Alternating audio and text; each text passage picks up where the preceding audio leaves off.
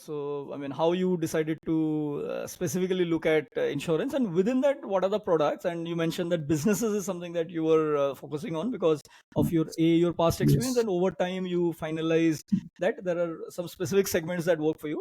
But I mean, we talk about in at Yes. least in theory, things about micro segmentation, etc. So within business, you mentioned that you are looking at medium to large. What about say very small or startup, industries? Is there something that you can share about that? No, so now we cater to any kind of business, Priyam. But when you specialize. You have a focus area, right?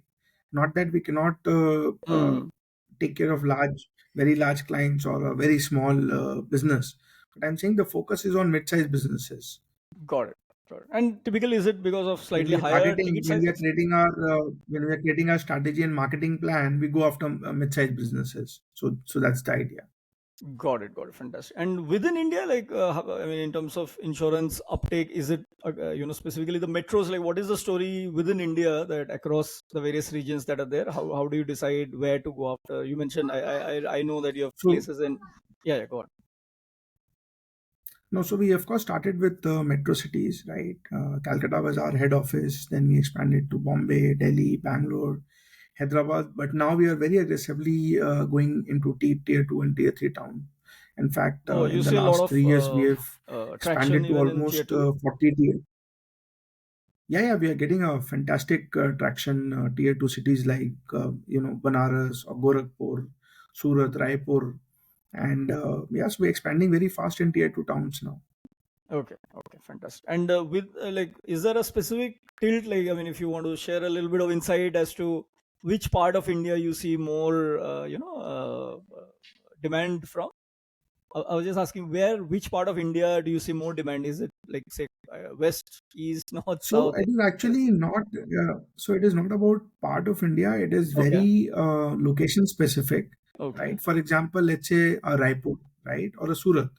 Now Raipur is an industrial okay. town, so of course the demand Uh-huh. for insurance is much higher there, right? Compared to let's say a Banaras, where it's not a very highly industrialized town, so it's more Okay, a small business. So the demand for hmm, insurance will be lesser there. So it, okay. it is very location specific. Understood. Understood. Fantastic. And so, I mean, you mentioned that initially, if you had funds, the major benefit would have been for you to hire other people because initially, obviously, payroll cost is possibly the largest cost. So, like, who were your first hires and how did you hire them?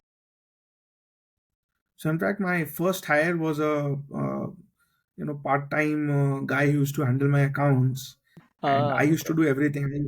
I will go out and meet clients. I would do Uh-huh. underwriting. I would take care of Uh-huh. claims. Right. Wow. So if I had money, of course, I would Hmm. have kept more people, Mm-hmm. maybe in sales, maybe in backend, so that I Okay. can focus on business development and Uh-huh. expansion. So Hmm.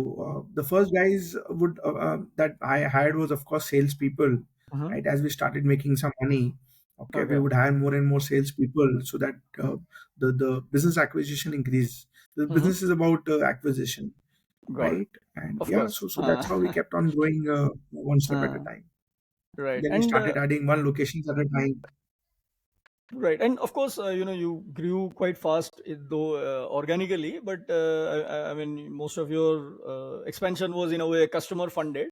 So, in terms of hiring, did you ever face any challenges? Like, were people curious about your company, so-called startup?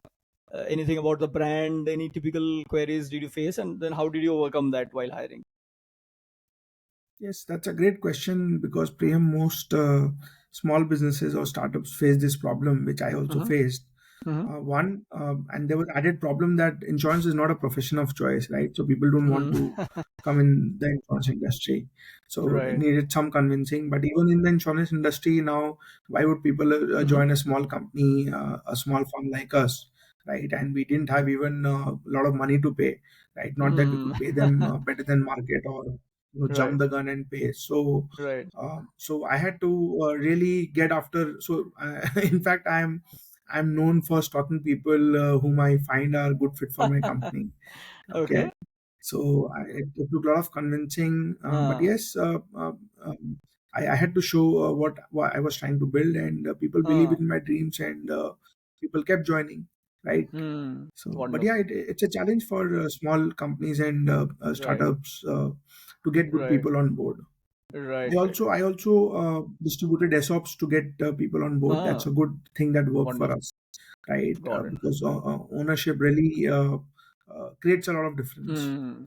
Got it. Got it. So even early stage, even though you did not have a VC or any pressure from an external party, you still set up an ESOP pool and give people Yes, shares. Okay, wonderful. And yes. how do you then look at performance management? Is it I mean those old timers, do they get a free pass, or like in terms of now that you are a what I think 300 odd people company or more, you can share how. Yes, 300 plus.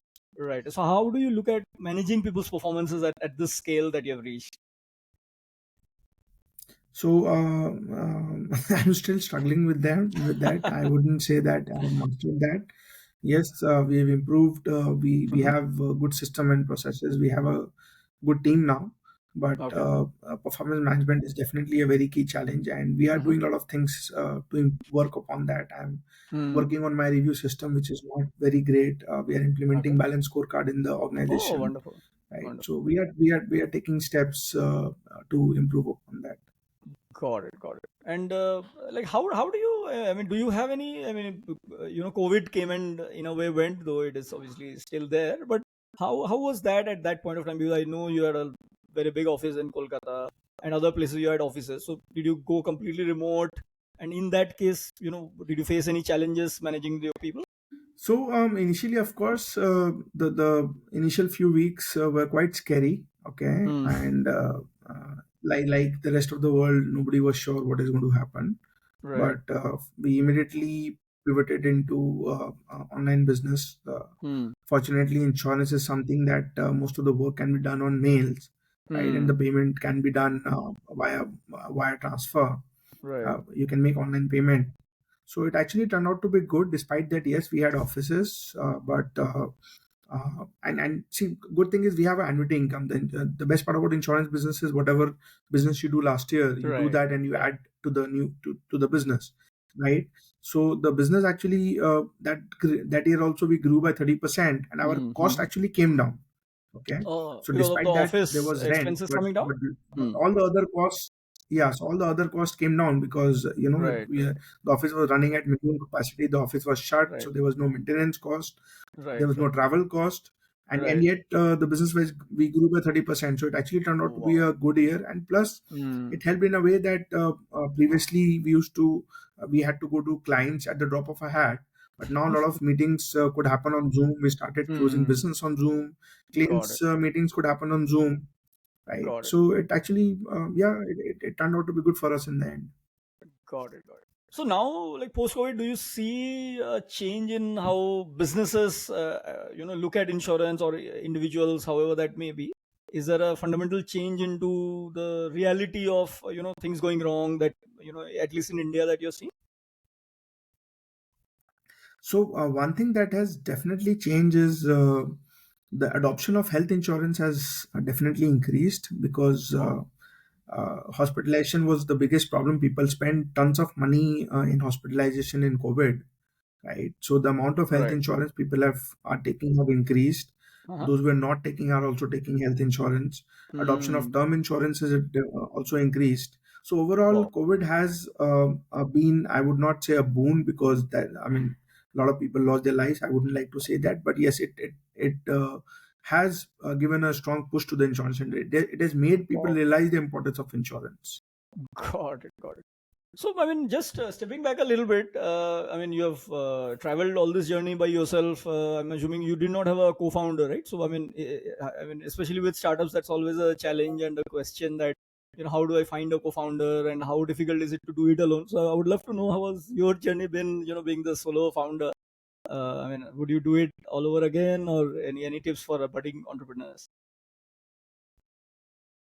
So, having a co-founder is always helpful, Priyam. I have even shared in my book that one should look forward to starting with a co-founder, because there are various skills which are needed when you start a business, right? Be Hmm. it marketing, finance, technology, operations, and one person cannot have everything. Even Right. then, you would want to distribute responsibilities. Right. Okay. So, Right. of course, I would have loved to start with a co-founder, but Mm-hmm. I would not say that I was alone. I had a wonderful team. Even Wonderful. my brother, my sister used to work with me. Okay. Then I had now Rahul Mohta and Ravi Kothari, who are actually with me for last almost 12, 13 years. They have Right. actually been like co-founders, and Okay. it's only 2023 now. We officially give them status of co-founders, but they Okay. have been like co-founders. Although they joined in between, but Uh-huh. they acted like co-founders, and it's only after their joining that we started growing faster. Okay. Got it. Got it. So, Wonderful. but yes, my take would be that one should start with co-founder. Of course, you need to Mm-hmm. choose your co-founder very carefully. It can work both Mm. ways, but Right. starting a business with a co-founder is always a preferred choice. Got it. Got it. So, I mean, now that you have had this wonderful journey and you're really well established, in your business and industry, how would you define an ideal entrepreneur? Which is a segue for me to touch upon your book. I think you have a wonderful book that is released. I think you talk about what is an ideal entrepreneur. That's the name of the book. So, if you can share a little bit of light of what the book is about and what is it to be a ideal entrepreneur. So the book, Priyam, was my way of giving back to the society. Wonderful. I wrote the book because my learning curve was very long. I didn't have a lot of Hmm. mentorship or guidance. I started without any Right. knowledge money. It's only at later period that I found some wonderful people who guided me and helped me grow, right? But when I look at young small businesses today, Hmm. they all Hmm. struggle and go through the same challenges which I had gone through. It's still the same Right. after 15, 20 years. So I wrote this book so that I can help people reduce their learning curve. Okay, Hmm. there's still so many things that people don't know in business. Let's say, the meaning of SOPs, or how to do good PR in networking and Hmm. less money. Let's say having a Uh, co-founder, about fundraising. So many things people don't have right. clarity. So, Right. Right. so the idea was that I share my journey so people can learn from my Hmm. mistakes and Hmm. don't repeat them. Hmm. And at the same time, I also wanted to give them a story, Indian business story, which is more real time, which is more believable and doable, Right. which Right. people Right. read and say कि ये तो मैं भी कर सकता हूँ. Okay, Wow. so that was the thought. And for me, I think an ideal entrepreneur is someone who keeps on learning. Okay, Hmm. however much you can do, however much you can read, however smart you are, you will make Hmm. mistakes. Okay, and you will face challenges. So if you need to have the resilience to bounce back every Right. time and stay motivated, and be, of course, patience. There's no shortcut Hmm. in building a business. Of Okay, course. yeah, unfortunately, people nowadays, you understand, Uh, right? People are restless and they want quick success. That doesn't hmm. happen in the real world. Hmm. So don't be a trader. Be an investor in your own business and your own future. Yes, Right. well, And well said, Priya. sure. So I mean, you mentioned about some of the mistakes you want others to learn from you. Anything that maybe top one or two or three mistakes that you feel you made and that you would do all over again. So, for example, let's say we didn't know what is SOP for quite many years. Okay, now Okay. I think people For, should for the uninitiated now SOP, SOP standard for, standard operating yeah. procedure, correct? Yeah. Operating procedure, Yeah. right? Yeah. So you should have SOP when you start the business, or Okay. let's say I didn't have a co-founder when I started, or I faced a lot of frauds because I depended too much on Mm. people. I had blind faith, so one should not do Okay. that. Okay. Okay. So I mean, there's so many things. I would strongly suggest that you go through my book, and I'm sure you'll find the Mm. journey very interesting. Wonderful. Okay, Wonderful. Sure. I and will very leave a link relatable. to your As I book said, after in everyone the goes through the comments. same struggle. More or less, most business owners go through the same struggle that I went through. Just that I've Mm. been able to pen down that pretty well. Right, right. I mean, the mistakes shouldn't be fatal. That's the thing, and you shouldn't make the same mistakes over and over again. I think that is another way to look at mistakes. So now that you are in this position, what is a day in your life like that? I always fascinates me because different entrepreneurs have different ways of prioritizing things. But what is a typical day in your life, or in 1 or 2 days in your life? What does that look like? So right now I'm struggling, Priyam. Okay, to be very honest now. So this year we will do about 450 crores of business, Wonderful. and now I think I've realized this year that I have reached my peak. Okay, and I seriously need to reinvent myself if I have to go Okay. from here to 3x, 4x, 5x, 10x. Okay, Okay. so I'm working a lot on myself. I'm Mm. very hard pressed for time today, and Mm. I'm working a lot on system processes in my organization. Right, so a lot of groundwork is happening. A lot of my personal upgradation is happening. Okay, so Got it. and that's another something which I would like to say, that one has to keep on upgrading yourself. The world is changing very fast. Even the Mm. size of business as you keep on increasing. Now I didn't have any formal knowledge of starting business, right? So Right. 2 years back I was doing 200 crores of business, and now 2 years later I'm doing 400, 500 crores of business. Wow. And in the next 2 years we have a target of 1100 crores. So I cannot keep on doing the same thing Wow. using the old skills that I have, right? So I need Mm. to, as I said, upgrade myself Got it. before I do anything else. Got So it. yeah, Got it. I'm working on myself. Wonderful. I'm a Wonderful. work in So typically progress. spend time in your own improvement, upliftment, and so on. Wonderful. Wonderful. I think Yeah, thanks so so much for your time. there's a lot of Yeah. work Sure. right now Uh, happening. A lot of work happening in idle insurance right now. So a okay. lot of have to travel a lot for my work, and I'm saying at the Mm. same time I'm looking at Mm. working on myself, So anything that doing a lot I of mean, in reading as terms of well. your, got it, got it. Anything that you're reading right now? Anything you would like to recommend to our readers? Any books? I have read a lot of books. In fact, I'm Uh, reading a book called "It Starts with Why." Okay, it's a okay, great okay. book on. Yeah, then I'm reading a lot of book on I scaling think. up. A book by Mm, Verne Harnish.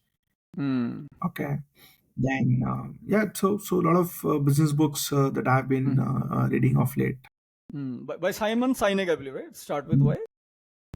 Yes, Simon Sinek. Another very nice simple book I Right, read right. was "Cleansing Moments" by Dishan Kamdar. That's on leadership. Okay. Yeah, the ISB famous negotiation professor of Yes. negotiations. Yes. Yes. Yes, he's a mentor of mine. Yes. We have been in touch all through. Wonderful gentleman also. Okay. Wonderful. Great. Thanks so much, Rahul, for your time. In fact, I just wanted to end with one, a question typically asked my guests, that if you can share one thing that maybe your typical colleagues and coworkers would not be aware about you, something that very few people know, especially at least your immediate colleagues, that something interesting, something funny, if you want to share and help us end the podcast. That's a trick question. I don't know what they don't know about me because uh, Something about your so earlier I life yeah, or I a mean, hidden passion that you have. okay, so well, in office, of course, when you're the boss, you have to sometimes to be a little serious. But I'm quite fun loving, and I'm quite the party kind of a person. Is it? I follow that typical rule of work hard and party harder. Oh, Okay, that's interesting. and I love That's playing very poker. interesting. I love playing poker. Okay, okay. True mark of a good salesman, a good poker face. Wonderful. Thanks so much for your time. I know you have a busy schedule. I'll let you go, but thank you so much for sharing your nuggets. And any parting thoughts for our audience? Priyam, thank you. It was fun. I would only say that we are in the best of times possible in India. Okay, Hmm. India is in a great, wonderful growth stage. So whatever Right. you are doing or whatever you want to do, if you're Hmm. focused and if you're sincere enough, I'm sure you will hit gold sooner or later. Wonderful. But thank you so much for your time and have a wonderful day ahead. All right. Sure. Thank you so much, Priyam. Thanks.